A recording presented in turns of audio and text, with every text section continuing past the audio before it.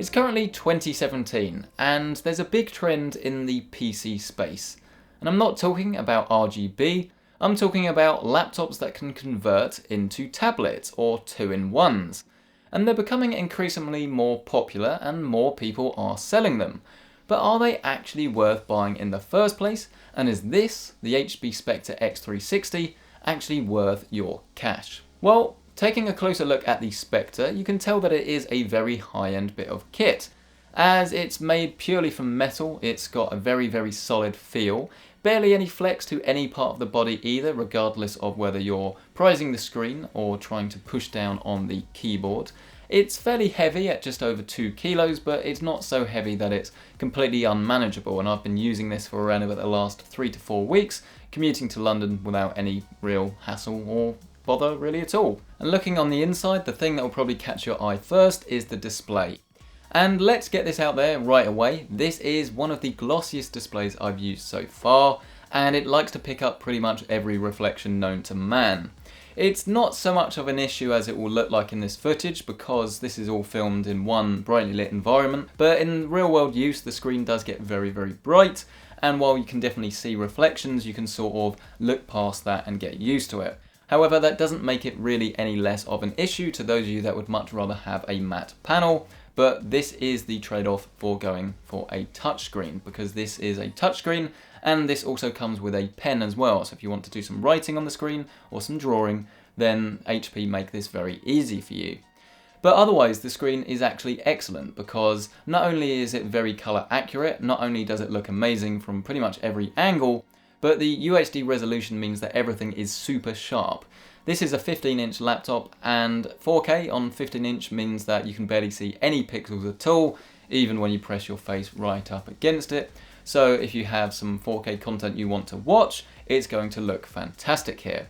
Elsewhere on the inside of the body, you've got the keyboard, the trackpad and the speakers. And we'll start with the trackpad because it doesn't use Windows Precision drivers, which threw me off initially because I'm used to using a computer that does. A lot of Asus laptops now come with precision drivers, as do Dell's, and it's definitely a step down, but to be honest with you, while it was a bit of an issue in the first hour, I'm completely used to it now, and overall it's still actually a very good trackpad that's very easy to use. The keyboard itself is, well, it's got plenty of travel to it, and I have to say I find it very easy to type on this laptop. It's actually what I've been using this laptop for. It's when I do my writing job.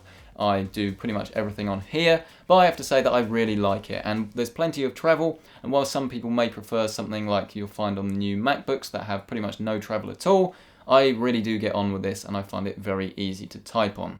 And then lastly, the speakers, well, they're not the best I've ever heard, but they've got plenty of volume, and for listening to things like YouTube videos, it's going to be more than you need, but for those of you that want to be actually listening to some music, get yourself a decent pair of headphones and you will actually have a much better listening experience. As far as the ports on the laptop are concerned, on the right hand side we've got two Type-C USB 3.1, one of which has a Thunderbolt port, and then you've also got a HDMI and then a volume rocker, and this is going to be more useful for those that want to use this in tablet or tent mode. And then on the left hand side we've got an SD card reader, a headphone jack, USB 3.1 Type A, and then our power button for actually turning this thing on and off. As far as performance is concerned, I think that pretty much everyone is going to be happy with what the Spectre has on offer, as long as you know its limitations.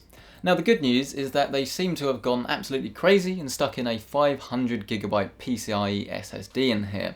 This is much quicker than a standard SATA drive, with read speeds exceeding 3000 and write speeds exceeding 1500. And while some people argue you won't notice that much of a difference, this thing is stupidly quick.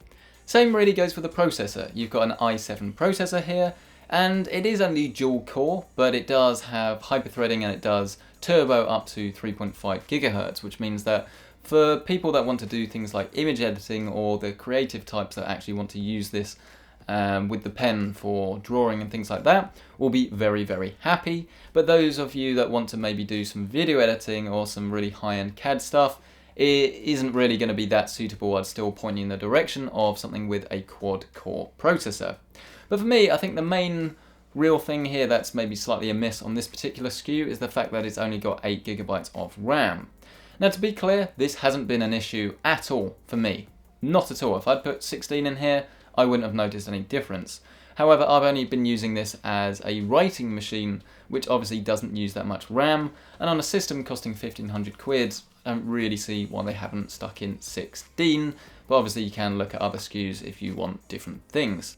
And then finally, this also has a graphics card. It has an NVIDIA MX, the MX 940 or the 940MX. And the reason I can't really remember the name of that is because it's not really your traditional graphics card. It's something that isn't really going to be playing the latest and greatest titles at 4K ultra settings, but it's definitely nice to have because it means that you can play things like Civilization 6 on 1080p, lowest settings, and still get playable frame rates even once you've built up your big city. And in terms of battery life, this managed to pretty much last me through around about 80% of my day. I mean, as long as you've got a charger on you, obviously you'll be fine. But if you are someone that goes out at 9 AM, doesn't have a charger or can't use a charger until the end of the day, I think you will be running out around about the 3 o'clock mark. And the 4K screen here, I'm sure, doesn't help with battery life, but actually I haven't really got too many complaints as far as the battery is concerned. So that's pretty much everything really you need to know about the Spectre X360. But bringing it back to the main question and one of the main features of this, which is the whole 2-in-1 convertible thing. Is it actually worth it? Well, I think HP have done a very good job on this particular model because you're not really losing anything when you compare it to the Spectre, which costs a little bit less. So other than price, you haven't really lost much. Whereas if you look at some other convertibles, they can use lower end processors that, while they're going to be more suitable for use as tablets, they do sort of compromise it as a laptop. And that's what you've got to look for, really, because I personally never ever use this in tablet mode, and every time I tried I find that it's way too big and bulky. I mean, it's 15 inches and you've got a keyboard underneath, it just doesn't feel natural. An iPad or something like that is going to be much better. And even in tent mode, I've only really found purpose for this on planes. People will like these things, and I know a lot of people use these for, say, watching Netflix in bed and things like that. And if you want the absolute maximum flexibility, then this does offer that. But it does come with some compromises. You do get a hinge that, while on this particular model it's actually quite good, does like to sort of flop down a little bit and just makes handling that a little bit more tricky. And it is more expensive for something that a lot of people won't really use. So if you can, use a friend's that's got one and really try to see if this is actually going to help you, because chances are you might be like me, where the touchscreen is very nice and very usable, but the fact that you can put it in tent mode and tablet mode is just a little bit gimmicky and you're never going to use it. But as long as you know what you want from a laptop, I think that you can buy one of these confidently because they are getting very good. You've just got to know whether you actually need one. And that pretty much wraps up this video. This wins the recommended award for being a very well-spec'd laptop that has some limitations but is still available at a fair price with only a few things I'd like to be changed. But let me know, what do you think of 2-in-1s and convertibles? What do you think of the Spectre?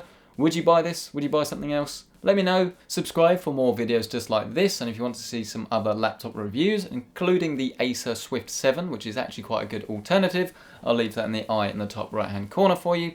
Like the video if you liked it, dislike it if you didn't, and hopefully I'll see you in the next one.